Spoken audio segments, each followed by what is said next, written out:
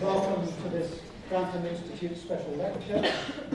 My name is Brian Hoskins. I'm chair of the Grantham Institute here at Imperial.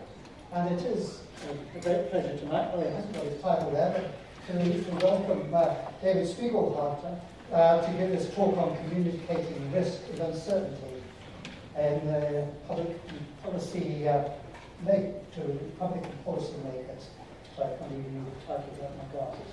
But anyway, it is great to have David here. I was extremely pleased when he accepted our invitation to come. He's done most of his research in the medical area, designing trials and clinical trials and drugs and various things in the medical area. But he's also been very active in trying to improve the discussion in the public and policy arena on communication of uncertainty and risk. And for someone who's actually tried to be somewhat in the public arena and talking about climate change, this is something that is extremely important, both that it is improved in the public and the policymakers and in those of us who try and talk to them. And I always feel that when you're talking to someone from the who doesn't think climate change is very important, that one is rather hampered by one's scientific uncertainty and the language that goes with that against the very positive or very negative statements that can come out from the climate change deniers.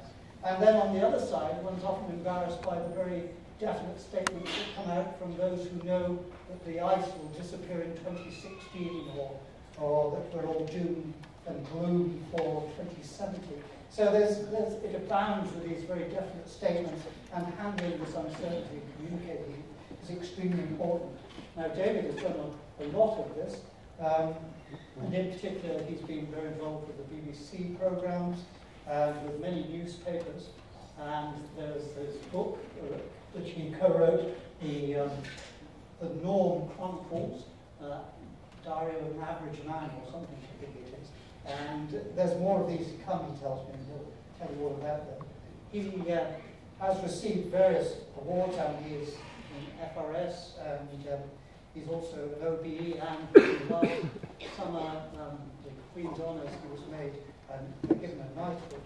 So, fresh from that, it's great to welcome him to Imperial College to give us this special lecture. Thank you, David.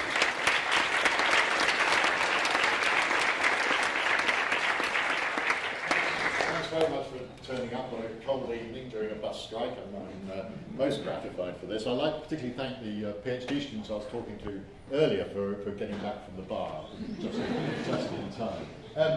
Oh yeah, just got hit. So I give a lot of schools talk, and so this is my, something for the kids to watch while they're sitting there shuffling in their seats. Graph, picture. So each of these is a lightning strike. There's 20 forks. And each, whether it goes left or right, is random, half-half. So it's a bit like flipping a coin 20 times, and if it comes up 20 heads, then it's up here, no heads is down there, 10 heads is in the middle. So we're getting a representation there of randomness, where each actual strike is completely unpredictable, except when we've done 1,800 of them, we start getting this beautiful shape. It's fantastic predictability of risk in this sense. So, and if he goes to, it's a bit like some old retro computer game, isn't it? Can I avoid it? Well, he's not very good at voice. So if he goes to stands in the middle, this is not a very sensible place to stand. So the warning to us all, in a lightning storm, don't shelter under a tree, do not shelter in the middle of a binomial distribution. It's going to get you, as it's not going to get hit now. Come on, chance, works for me, chance. Okay, so I'm going to talk about this. I'd like to give my thanks to Winton Capital Management, who endowed my chair, which allows me to indulge myself in the things that I'll be talking about this evening. That's David Harding, Winton, very generous to support this chair, which is a fantastic opportunity. I'm in the maths department at Cambridge. I'm actually teaching the undergraduate statistics course, but I also do most of my time this public engagement type work. So we've got a website, Understanding Uncertainty, which I blog on, and all sorts of things, cancer and luck and all this kind of stuff. I've done some TV, this Tales You Win programme for BBC 4, where I had to jump out of a plane, and I've just been talking to Brian about this. Next month, watch out, BBC 4, it's probably going to be called Climate Change by Numbers.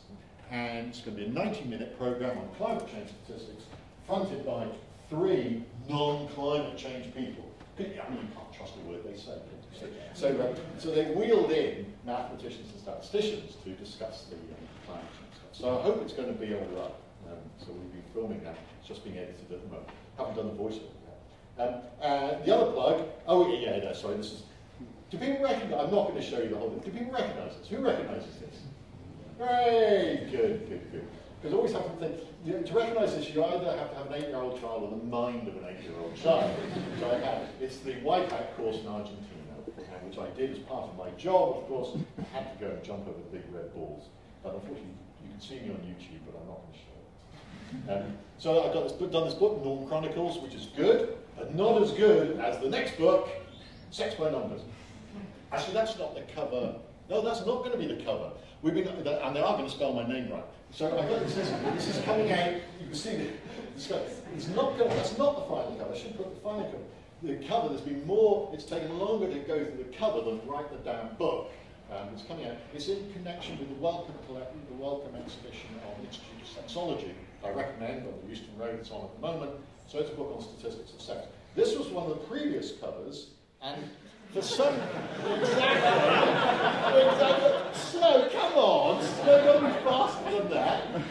Exactly. And I thought this was great, really funny, and Wellcome said, can't do that. No, it's been censored as being too funny. I didn't think you could have a book cover that's too funny. They said, people will not want to sit and read that on YouTube. Anyway, so that's been banned. The banned cover, you've seen it. Banned cover. So the summary of my talk, why communicate to the public and policymakers? I'm not actually going to make a huge distinction about public and policymakers, because they both suffer from the same variation in their numeracy, their interest, and their knowledge. So I'm not actually going to make a huge distinction. What's good for one, it's good for the other. The crucial thing is to realise that these are different audiences within each audience, within the public, within policymakers. Different audiences. I'm going to talk about framing, so I'm really going into the area of psychology, Danny Kahneman type work, anchoring as well. Emphasise in public communication the uniform reporting of benefits and harms. And this is a phrase that's been bandied around, but is starting to be put into practice. If you really want to give balanced, fair, honest, transparent risk communication, you report potential benefits and harms with exactly the same emotional impact. Then I'd like to get into the tricky stuff. Up to then, I'm really talking about what we might call risks, things that you maybe happy to put numbers on, happy to bet on, so you can quantify.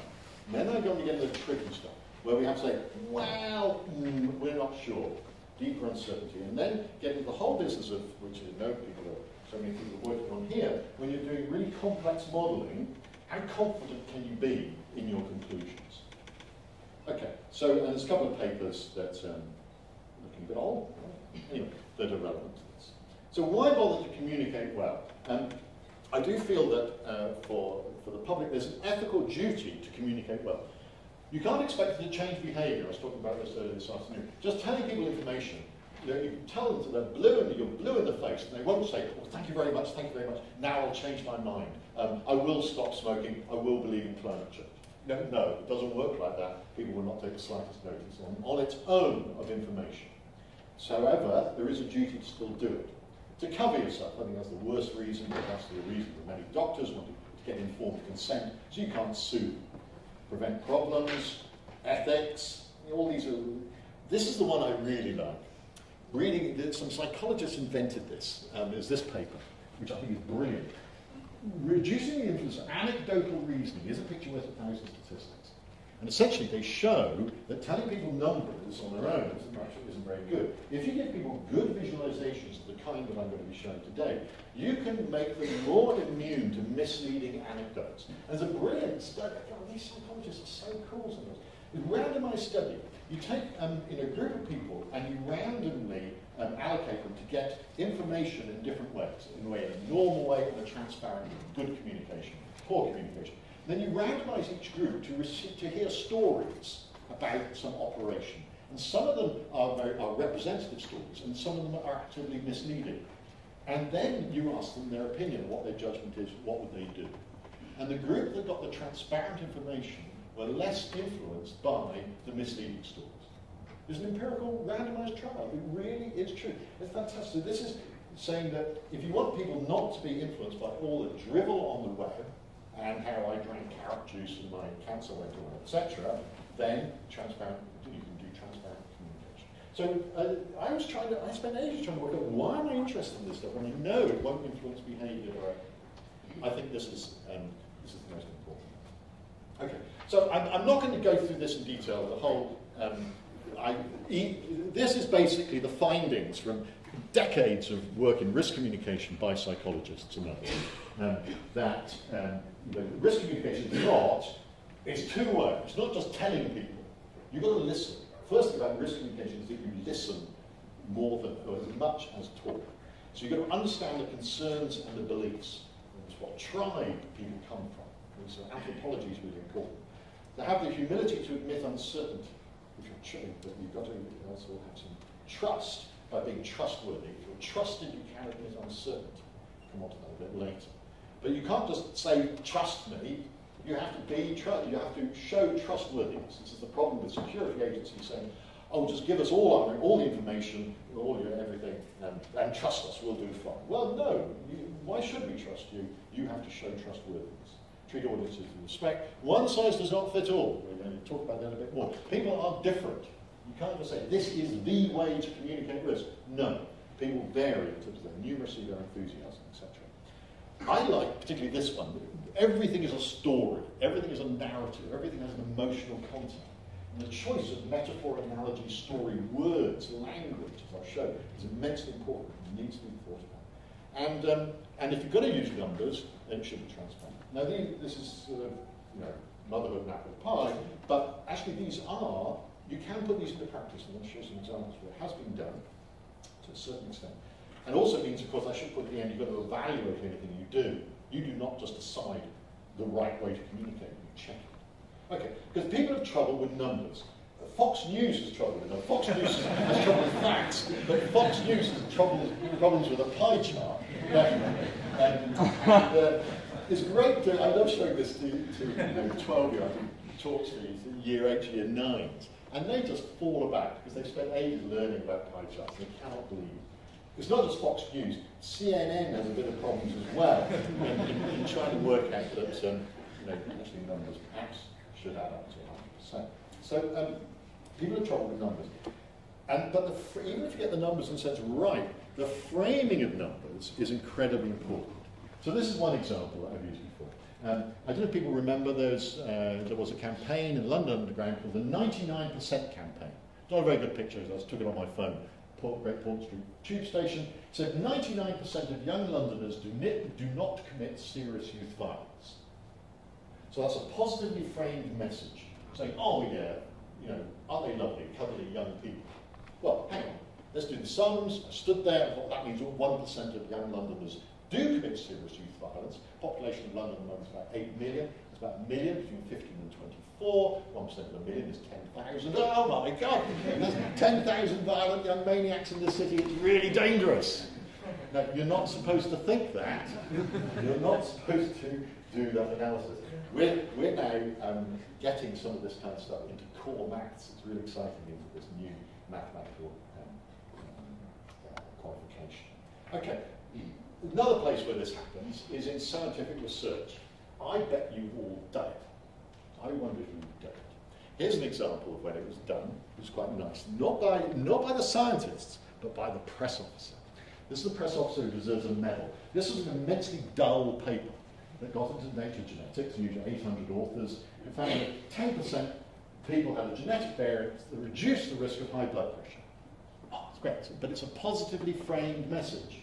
Boring, dull, no coverage. A brilliant press officer got hold of it and rewrote it as a story in which 9 in 10 people carry a gene, which increases the chance of high blood pressure. Isn't that clever? You just recode the baseline category. You know, if you're doing a regression, just change the 0 and 1 to a 1 and 0. Suddenly, your emphasis, you've got a negatively framed message. It's exactly the same story. Headlines around the world, great coverage, I'm sure they'll now. Now, who would ever do this? Absolutely disgraceful. I've done it. I have to own up. It's like an AA meeting. I have done this. I was on the group that were looking at the communication for the UK climate impact stuff in about 2009, I think it came out, or something like that, in which they had, this is for a typical output. They tried to people know about the UK, whatever it's called, and you know, they really tried to look in the whole model uncertainty, huge amount of attention to uncertainty. So, for example, this is the 10%, the 50%, and the 90% projection for changes to the temperature of the warmest day of the summer by 2080 under the medium emission scenario, so central scenario. So here, this is 2-3 degrees, down the middle, 10-12 degrees up here, we're going to boil, and here the 10% point might even go down. So that was the thing. Now, previously on these sort of communications, the press had fixed on that. It could be as high as 12 degrees. So real climate porn, gone for the most extreme case. And they were really keen, you know, with a polar bear on a nice flag. So they were really keen on avoiding the coverage that said could be as high as. So after 3 hours of discussion, this was decided to be called it very unlikely to be greater than. Very subtle twist. It's still a 90% point. The number hasn't changed at all, but it's changed from a negative frame to a positive frame. Instead of it could be as high as, it's very unlikely to be greater.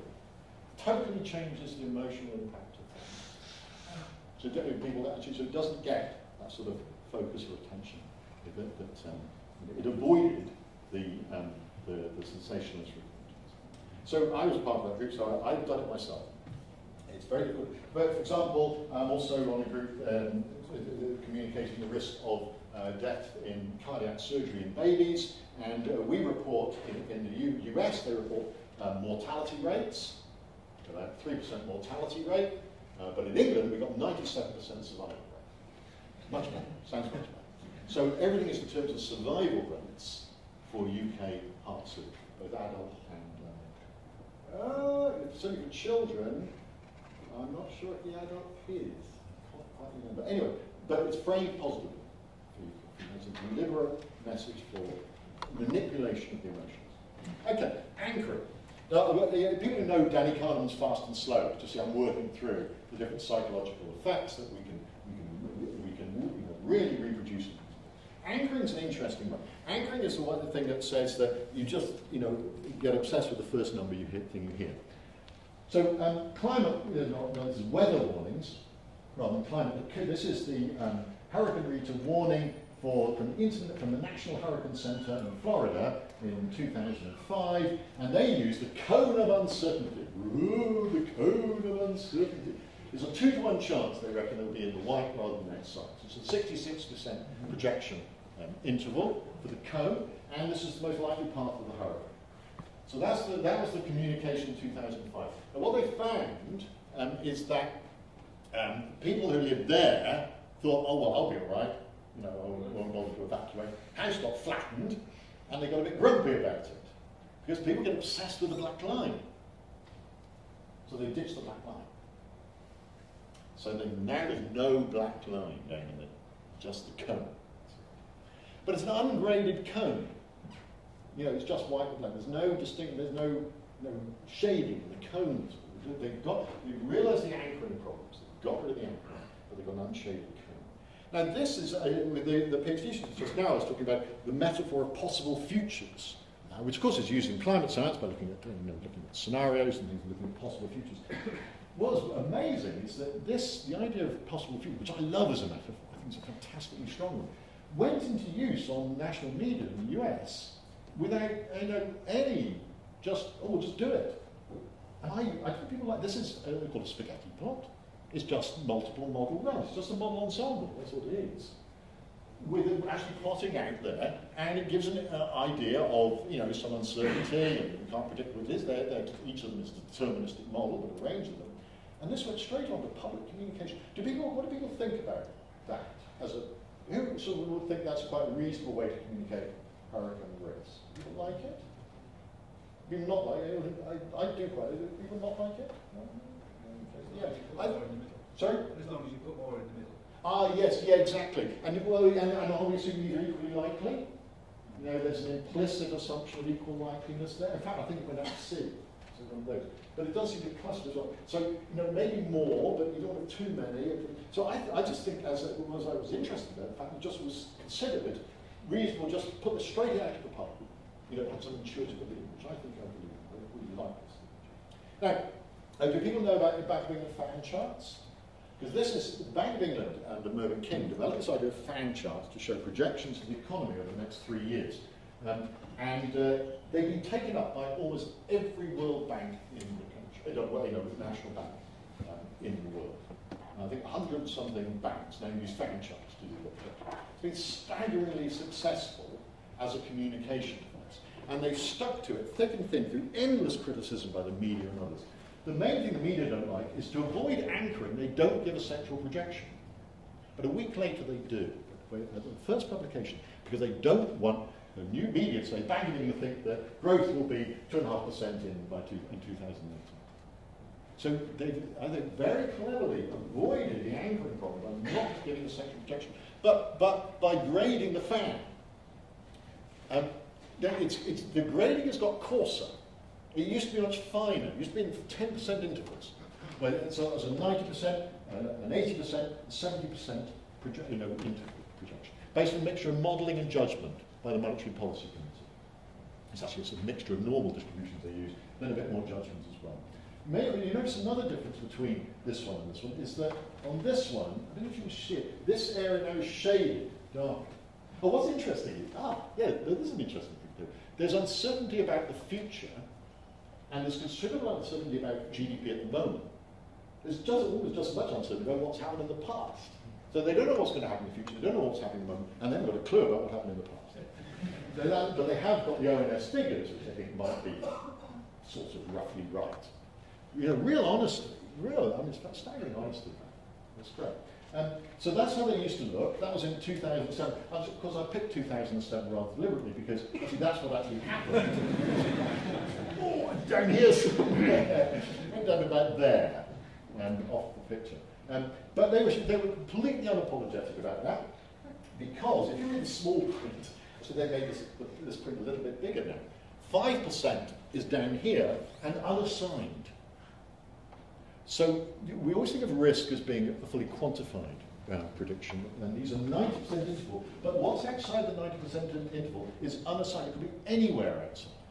Essentially, bets are off. You know, not exactly catastrophe, but you know, if it's down here, you haven't got a clue. So 1 in 20 projections is going to be out of here, in which case we don't know. We're not saying where it will be. There's no tail straight up the distribution, just unassigned probability. Quite neat way to get around it. And that wasn't well communicated in the past. You see, there's no shading between here. It looked like this was, you know, really ruled out. And now, as I said, they put the shading. We can't see it all clear. Okay. So, and they still stuck to their, into that communication. So I see that as being rather good communication. It is contingent. These are projections rather than predictions. It's contingent on certain things. These are not unconditional predictions. Because, for example, the collapse of the euro, this is contingent on the non-collapse of the euro, for example. Various situations, they say, well, in which case we don't, you know, these fans will no longer hold. So they do make it's quite, again, you know, put slightly bigger print on. Okay, what about, this is another issue that I think is really important. The importance of the reference class. Sounds a bit technical, but I think it is very, very clear. Okay, this is a headline last year in Kent. Over a third of bikers are killed on Kent roads. Well, no, but this was a sub-editor who didn't understand the story, which said that actually bikers involved in more than 1/3 of serious Kent road accidents. That was the story, but the sub-editor read that and thought that meant a third of bikers killed.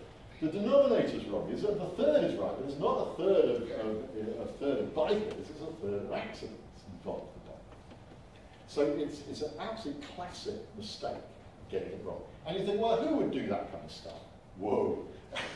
Just wait till, if you know, once you start talking about sex, all sort of common sense seems to go out the window, people. So I gave a lecture with Dame Ann Johnson, who runs the big sex survey at the Chatham Science Festival, so I started to plug the book.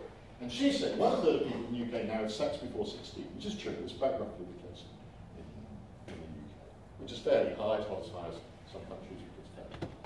By the time it's got to the Daily Mail, well, for a start, they had all sorts of stuff in here which they said, well, they blamed me for me. Actually, I tell you, to be honest, I have to say, these are my numbers. They are in the book. It's amazing. People are sorry, I'm getting slightly distracted now, but we estimated that people have sex in this country 900 million times a year, and yet there's 900,000 conceptions in this country every year. 770,000 births, 900,000 conceptions. So that means that only one in 1,000 of sex between two opposite-sex people ends up actually in conception. So 99.9% of sex is essentially just for pleasure, and we probably can assume the other 0.1% isn't bad either. So that's things have changed a bit. Anyway, but the point is that they also reported 30% of total sexual encounters take place before 16. No, I don't think you said that. And they say, I said it! They got the 30% right, but it's not 30% of sexual encounters, it's 30% of people under 16 have sex, not 30% of all sex. I mean, they wouldn't have time for any homework. So this is a real problem. It's called the problem of the reference class, not getting the denominator right. So what's to be done? Well, this guy, Grantham, psychologist, German psychologist, has been pushing for years the fact that to get around this problem, you have to, he calls them natural frequencies, we call them expected frequencies. You have to use this explicit idea, and it's very simple. You don't say percentage or chance, you say of 100 people, how many we would expect this to happen to? Of 100 people under 16, 1/3 will be having sex. Of 100 road accidents, 1/3 will involve bikers. Suddenly it all becomes, what's the problem? No problem at all. So the clarification, out of 100 accidents, 35 involve bikers, out of 100 people, 30 sex before 16. Okay. Let's see an example where this can work. Be very clearly. The classic relative and absolute risk. So you've seen this sort of thing. The standard story, Daily Express, says that eating a bacon sandwich every day increases your chance of pancreatic cancer by almost a fifth. So bacon sandwich, 50 grams of processed meat, 3 rashers, and it's true. It's about true. It's true. I believe the statistic. Do we care? Do we care? How can we do that calculation? Well, it turns out that about 1 in 80 people get pancreatic cancer in their lifetimes. So sadly, there are a couple of people in this audience will probably may get pancreatic cancer. It's a horrible cancer, very nasty, but it is fortunately rather rare. So we're trying to do 20% on top of 1 in 80. Well, that's a very difficult calculation to do in your head. So what do? We have to use expected frequencies. We say out of 400 people, like you lot, smug, middle class, people sitting down to your muesli and compote breakfast every morning, sadly still 400, 5 will get pancreatic cancer during their lifetime. Okay, so that's the 1 in 80. And then we can compare them with 400 other people, slobs, sit down, stuff their gob with a great big greasy bacon sandwich every day of their lives. That's how many will get pancreatic cancer. Did you notice the difference? That's it. That's it. That's the 20% increase over the 1 in 80. Do we care? That's all these people eating that every day of their lives for that one cake. And as I say, that it probably wouldn't hold, because if you do eat this every day of your life, you won't live long enough to get pancreatic cancer. So when people see it explained this way, which is the transparent way to see it, they usually say, is that all? Who cares? Well, this quote, and have I got the no? I got the quote, the lovely quote from Kingsley Amis, who said, "I'm not going to give anything up for the sake of another year in a geriatric home in Western Superman." So I think there's a lesson for us all. So, what are these ideas being taken seriously? Fortunately, they are. And I was involved, very proud to be involved in the development. I don't know if any women in the audience might have received these. My colleague got hers a couple of days ago, phoned me up, said about the leaflet. These are the new breast cancer screening leaflets. There's new cancer screening leaflets for breast, bowel and cervix, and they're all drawn up by the same group, which I was part of, a big group involving psychologists, doctors, nurses, patients, everybody. Really good. And they were based on a completely new ethos, with Mike Richards, when he was the cancer czar, pushed through. Because screening is controversial, scientifically controversial. Many statisticians, doctors, etc., do not go for breast screening. And so it's highly contested science. And the British Medical Journal, endless arguments about breast screening. And a big accusation that in the past, the information given to patients just said, oh, you must go to screening, it's really good for you. Well, maybe not. So the new leaflets are based on a totally different philosophy. I got so much time for this. It's based on, consider that we are offering you breast screening. It presents the pros and cons. It doesn't make a recommendation that you do. So these are screening leaflets that do not recommend screening. It's the first time I think it's ever been done by anyone anywhere in the world. It's a real experiment. See what it'll do. Maybe it won't have any impact at all. But it treats the audience with respect as people who can weigh up the options. And it's based on this idea of uniform reporting of harms and benefits. So, for example, and one of the great things about it is that, again, the process of drawing this up was not just deciding what was going to be done, there was a massive amount of listening done. And part of that involved me and others presenting work to a citizens' jury in London. Wonderful, just about 25 women, poor souls, they'd sit for like 2 days hearing from oncologists and statisticians and even some ex-Saatchi person on presentation, colours to be used, and font, and whether to use line drawings, photographs, all that kind of stuff. What did they prefer? What did they like? And I showed them about 25 different ways of presenting the numerical information, and they chose the ones they liked, and they chose the ones that I would have chosen. They were great. I loved them. So it was a very moving experience. So, for example, in the leaflet is what's called expected frequency trees. So it shows at a single mammography, what happens when you go and have a mammography, you might get a positive result and be recalled. Explaining that, it says out of 100 women in breast screening, 4 will need more tests to be recalled, but of those, the majority won't have cancer. Only 1 will have cancer, on average.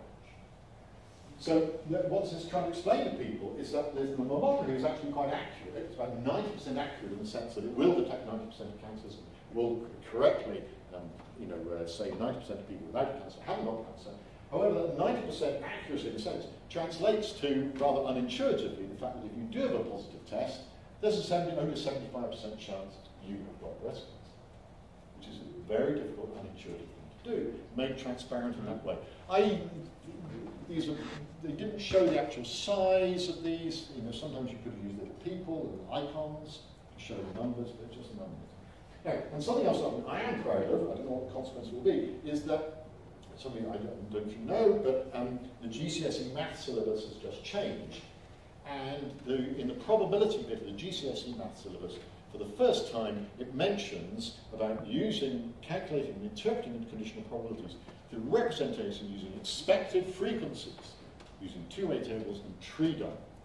So this is now in the GCSE syllabus as a way to teach conditional. I think it should be the way to teach conditional probability, to not even use the word probability, but say out of 100 people, what do you expect?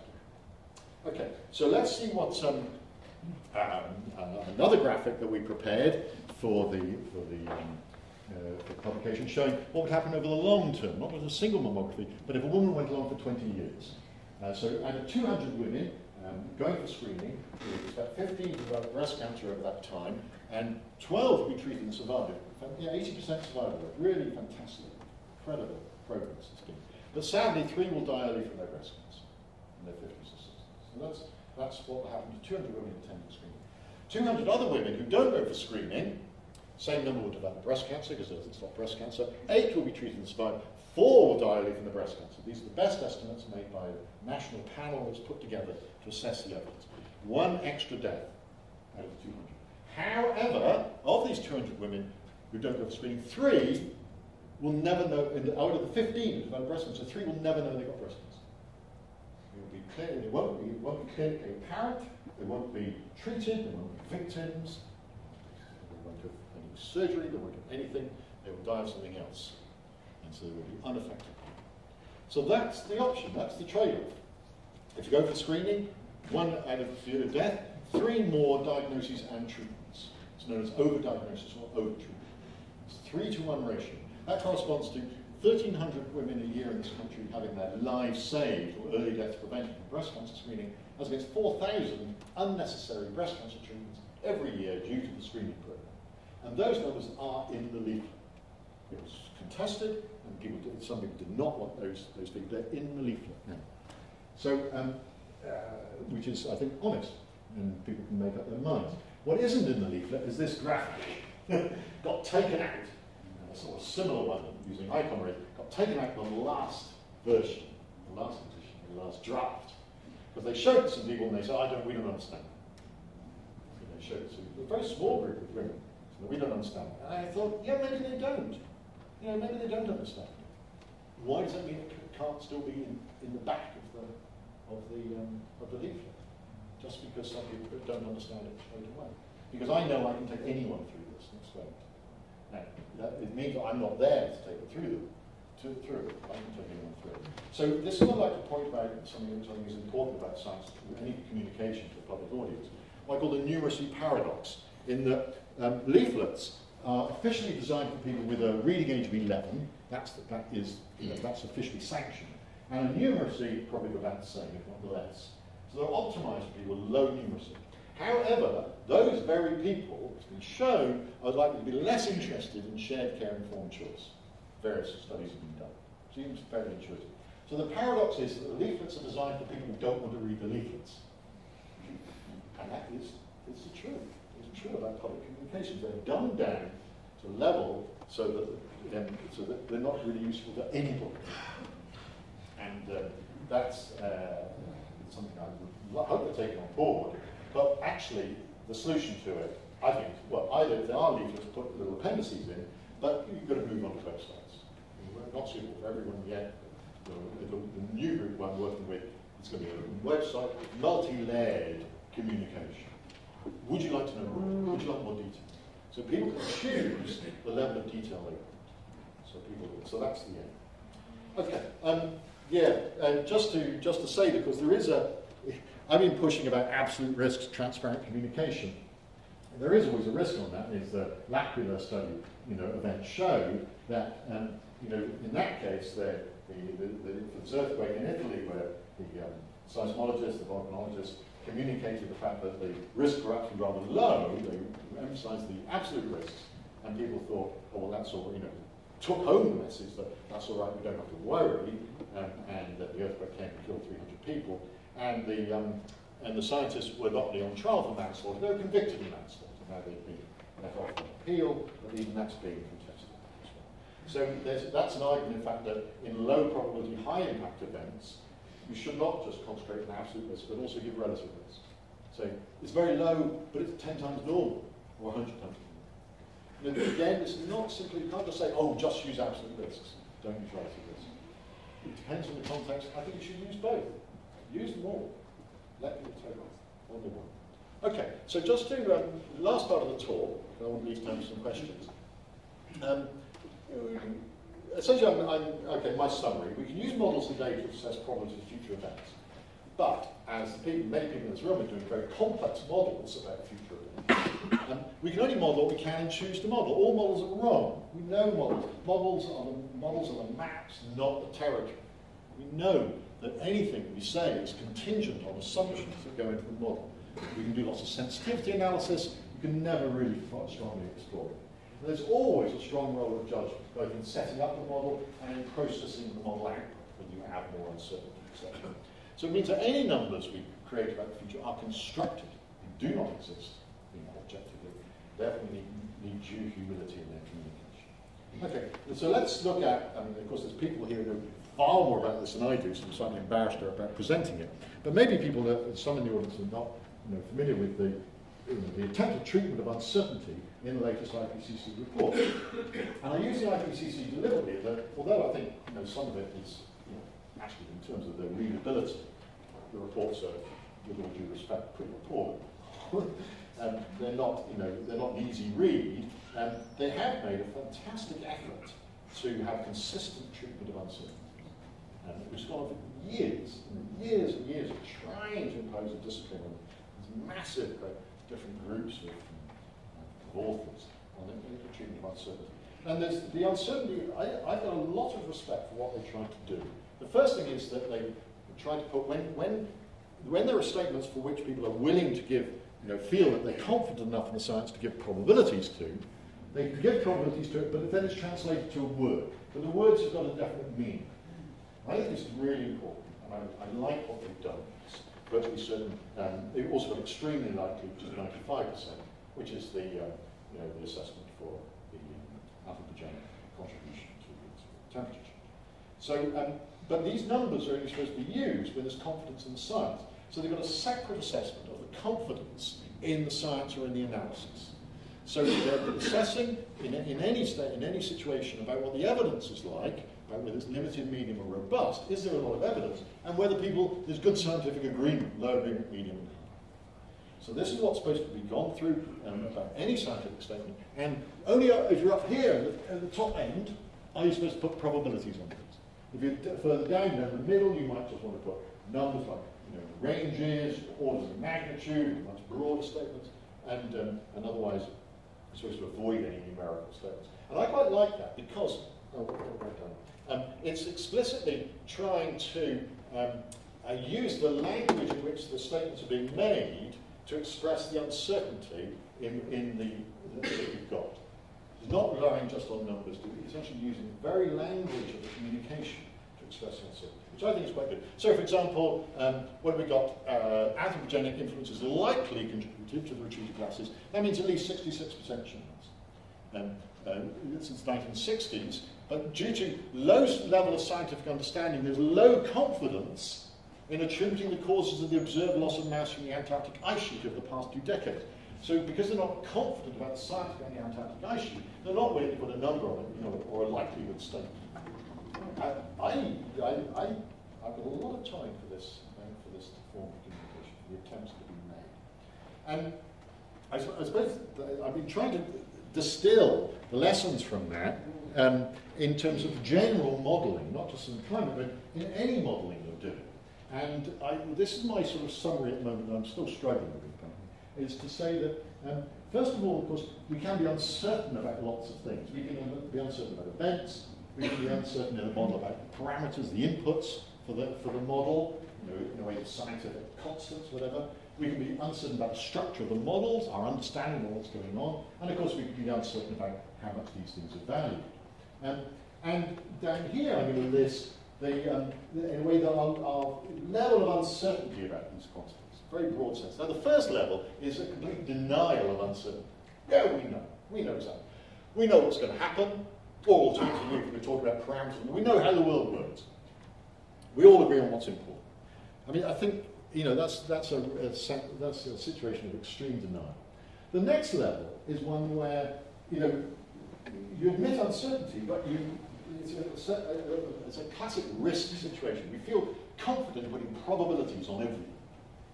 So we might, if we're just concerned with this, say if we're gambling, flipping a coin, we might say we know the probabilities.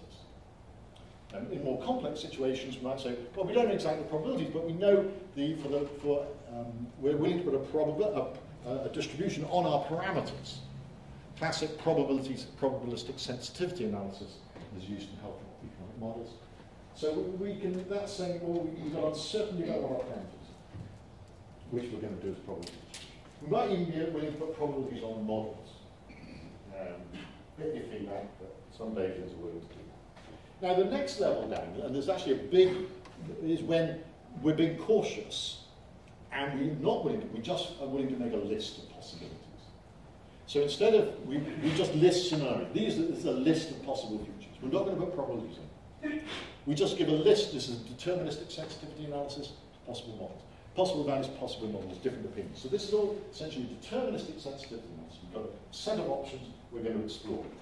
There's all sort of ranges in between here. For example, you can consider the Bank of England was a partially specified probability distribution. We specify that the middle 90% don't bother with the end of the tails.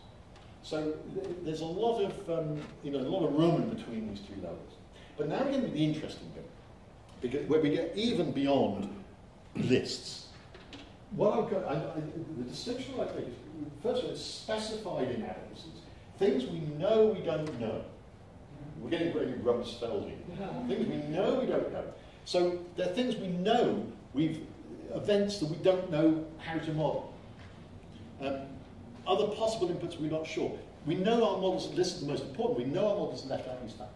We haven't put clouds and we haven't put volcanoes and we haven't put whatever. So we know there are these possible things. We don't know how to model them, but we might think they won't make that much of a difference. So you have to make just a qualitative assessment, maybe it's a heuristic assessment, of what effects these might have. But so this is humility. This is acknowledging the inadequacies of our model.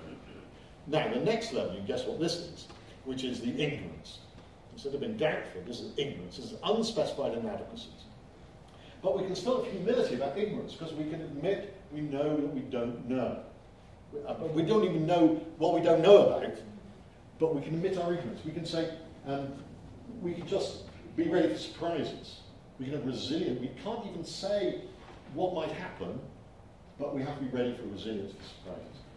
Well, this is maybe a bit of a crass statement, but really we're not even sure. You know, this is an area really where we've got no idea how to model, which I'm sure there's areas people work on like that.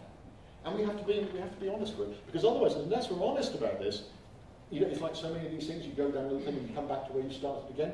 We end up denying. You know, we might likely go up here, which is the position not to be in. So much, because you can have ignorance, and what's known as meta-ignorance. So ignorance is when you know that you don't know.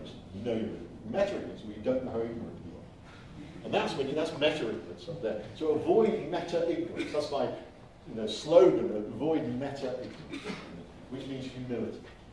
Okay, I'll better finish now. So this is my personal star rating I've been pushing for government policy analyses.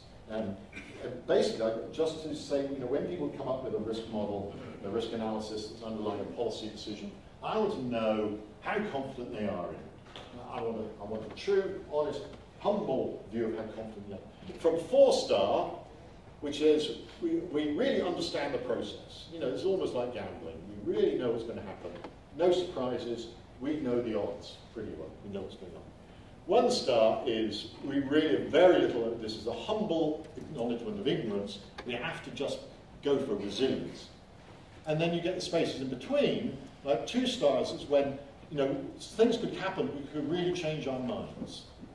And that's looking for robustness, because we can sort of think of the possibilities. We don't think we're going to be too surprised, but we can't actually decide which model to use. We think we're robust. Anyway, so that's my point. So I'd just like to finish now by talking very briefly about crises. Oh God, yeah, threats, international threats. This is the current system used for terrorism threats, these threat levels. Now what do they mean? Severe, which is where we are at the moment, an attack is highly likely. So that's what it is. But highly likely does not mean what IPCC means. In fact, highly likely means that there's no intelligence suggesting an attack is...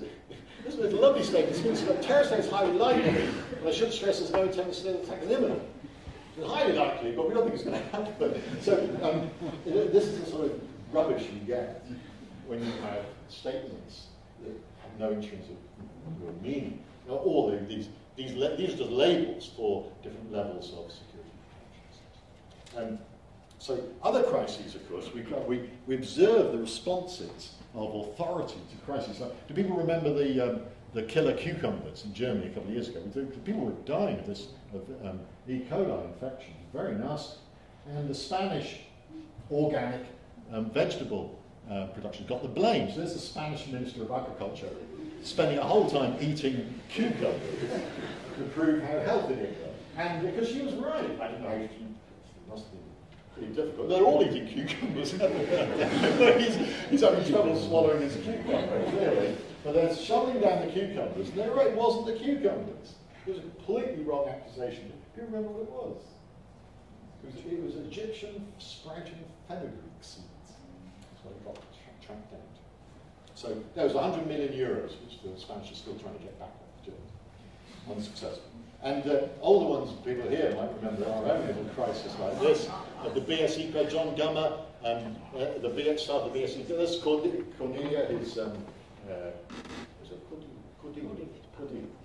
his 4-year-old daughter being force-fed a British beef burger there and saying, oh, 3 carries in Britain. So, I mean, you know, maybe this is called premature reassurance.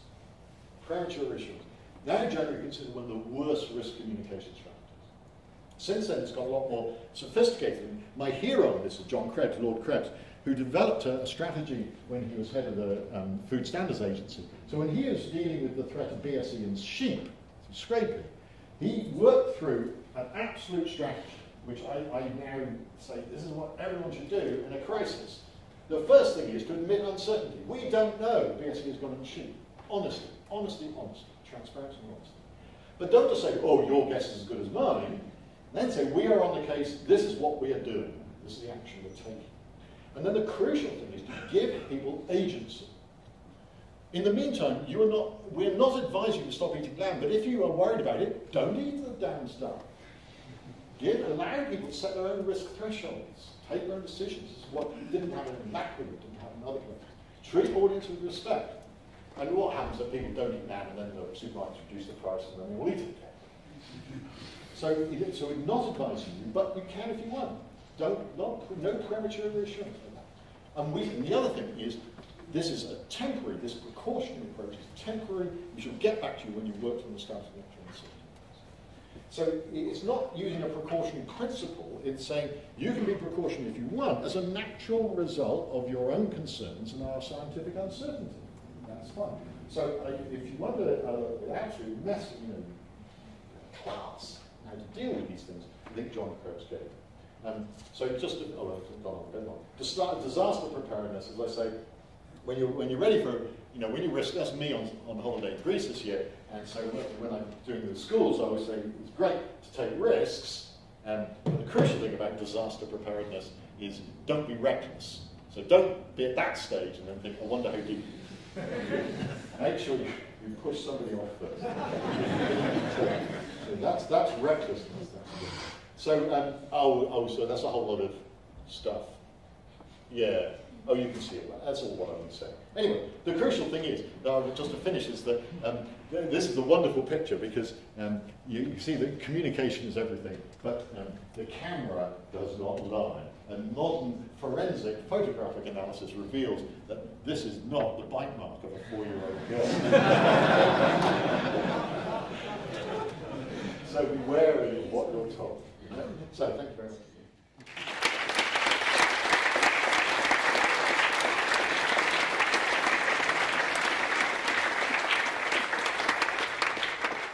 Right, we'll have time for questions now, so... every question keeps us from drinks. Come on. There'll be even more. Right. So there's going to be some microphones, because this talk will be on the web at some point, so we want to get questions as well. So who would like to ask a question? Okay, there's a lady back there. Okay, just on the left. Hi, yes, my name is Camilla Tillman. I've got the pleasure of being on the Grantham Institute Advisory Board. What you've been talking about is uncertainty about the science evidence. Can you say something about the uncertainty that you might communicate to the policymaker on the extent to which they think that when they pull a particular policy lever, it gives them what they want? Oh, yes. Yeah, well, I guess that's part of it. Any modelling would also include the effect of interventions, which, of course, is massive and would generally be, the uncertainty is generally hugely underestimated because you have to take into account, I mean, you've got this absurd thing in models that people think, oh, you can intervene and nothing else will change. We know if you intervene, everything else reacts.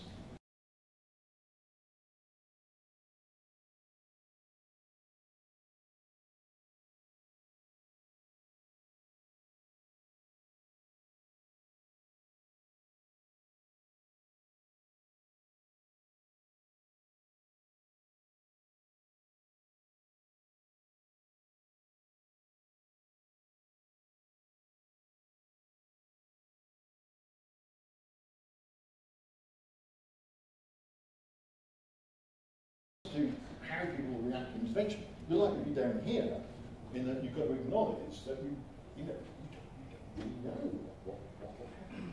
I mean, again, this is where you need social scientists, social psychologists, an experience of how people might react to this. But it's extremely difficult to do because you're predicting behaviour changes. There was one just behind that. Yes. Your example of pancreatic cancer, could you clarify that? Did you say 1 in 80 people will get that? During their lifetime, yeah. That amounts to roughly 750,000 people in a cohort of 60 million, which works out at about 10,000 people dying of it per year. And you said that does it matter? It's 50. That's good. That's a good count. You said it does it matter for 20%? Yeah, 20%. Yeah. Well, we're actually saving.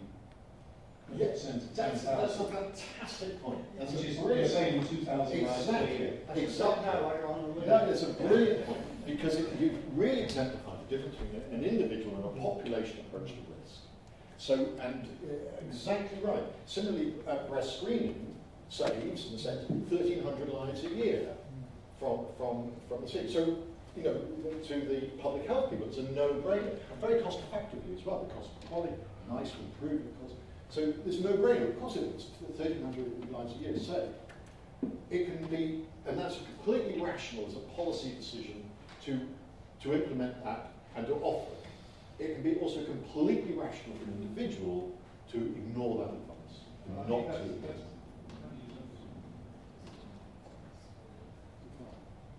I think the difference is, whether you're taking the risk from, as you say, from an individual's point of view, or from a public policy point of view. Exactly. And also a policymaker needs, I mean, you can do both. What you shouldn't say, I don't think, is that because it's right at the public policy level, it therefore is rational for everyone to do it. Because it's not necessarily rational for everyone. On the other hand, perhaps we can move on to No, it's a good point. He's around for But you're absolutely right, it is crucial. Okay. And that's, I, for example, argue against putting the 1,300 in the cancer screening leaflet because I thought that was completely irrelevant to the decision being made by the individual. Absolutely irrelevant. It's relevant to the policymaker, but no relevance to the individual. I was over. There's the one over here. Yes, yeah.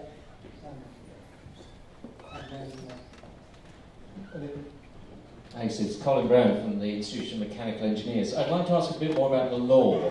You pointed out that in the earthquake, people were prosecuted for what they said. Is that sort of a little bit behind your idea of not actually recommending anything anymore? How much use, it's terrible to ask that in a classroom, but how much use are lawyers in this? Well, they since then, things have gone round about government advisors and the immunity that they should have. I still wouldn't necessarily trust that you couldn't be sued as a government advisor for some of this advice. So I think there's some caution for us all. And since then, I understand in Italy, it's become hopeless. Nobody will give any warnings about anything. Or people will always make the worst warning, the most cautious approach, if you think that you're ever going to be accused of under-warning people. So I think the message is, if you're going to be of what I've been saying, what John Krebs is saying, things like that, is that you can be open and honest about the level, your estimate of the level of risk, and then you can allow people to apply their own risk thresholds. That some people, L'Aquila, so there was traditional, the first tremors, people would move outside for them, something like that. Well, if they wanted, then they can. You've given them the information that they can. Other people might not. So similarly on the bacon sandwiches, the breast screening, things like that, you can give the message, and then some people, it doesn't dictate an action. You're not telling people what to do, but people can then say, if they're cautious and anxious, they can do this. If they don't care, they can do that. So it's quite libertarian in that sense. It's treating people as responsible decision makers. Now, not everybody wants that autonomy, and I respect that enormously. But doctors would say that at least half their patients, upon receiving information, will say, thanks very much for telling me, what should I do? What would you do for your mother, wife, whatever? And that's completely fine. People who want to do that. I mean, I'd do it myself. But that is a proportion. Another proportion would really like to take it home, talk about it, and work it out with their friends.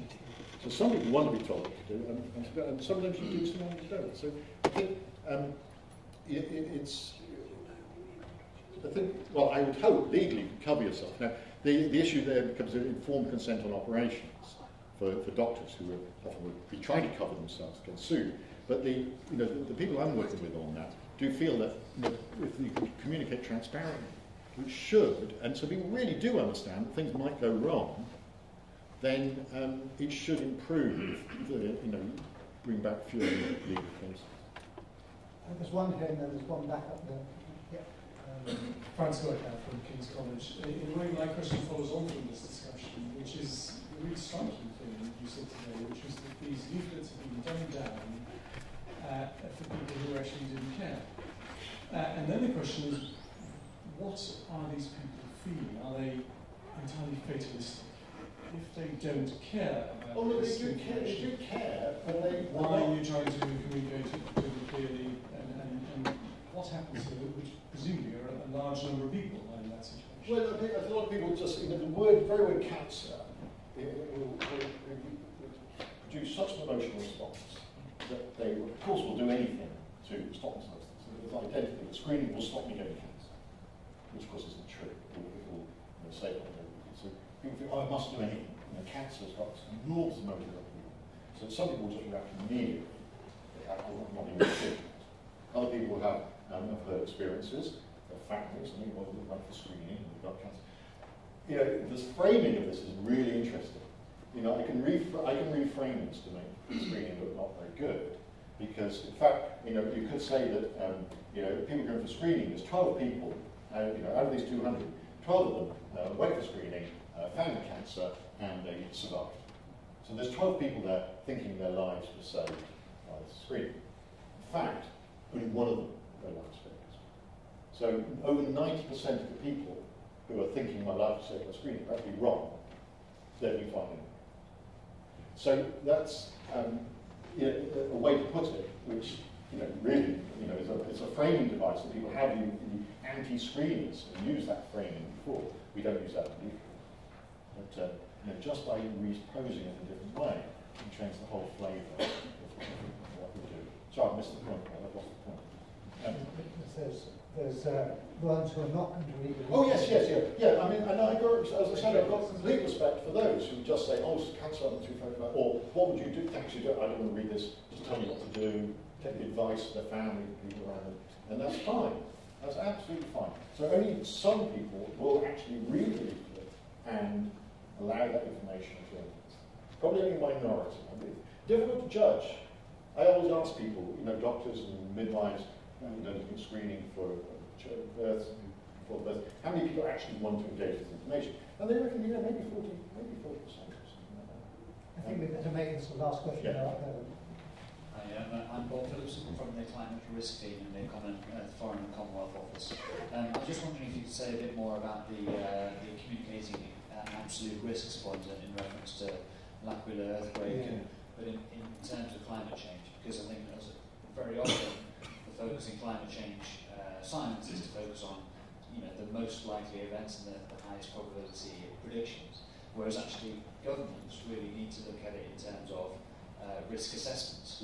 What is the worst that can happen, worst case scenario, and how do climate scientists communicate those small probability but very high impact? The high. Well, the people who really deal with that are insurance, catastrophe insurance, in particular, really having to grasp with tail area events, trying to work out probably what's the premiums to be charged.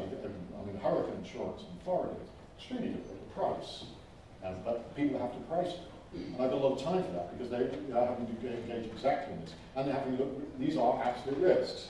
They also again, it depends on the audience, because some audiences, anyone who's doing any decision making is a function of absolute risk. All the time, risk difference, absolute risk differences, because that's the expected value that you're trading off against. So that's absolutely crucial for any economic decision making based on absolute risk, not relative risk.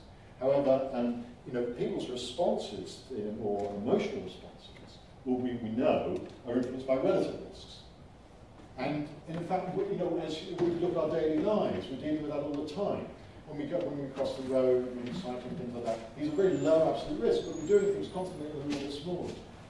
It's the way we make this bit smaller, we're doing this all the time in how we live our lives. And making small adjustments, which make a small risk even smaller. So I don't think there's not a right or wrong on this. It depends on who you're talking. I prefer both frames. I really like multiple framing. So that's why I like the whole running and talking about survival or mortality. I think doctors always is 5 out of 100 will die, 95 out of 100 will survive. Both frames. And if you're doing something that raises that to 10, you say this is 10, that's double the 5, etc., etc. So that you're using multiple frames that people can respond to according to how they want to. And yeah, I don't know if that answers. David, thank you very much for your talk, which was full of information.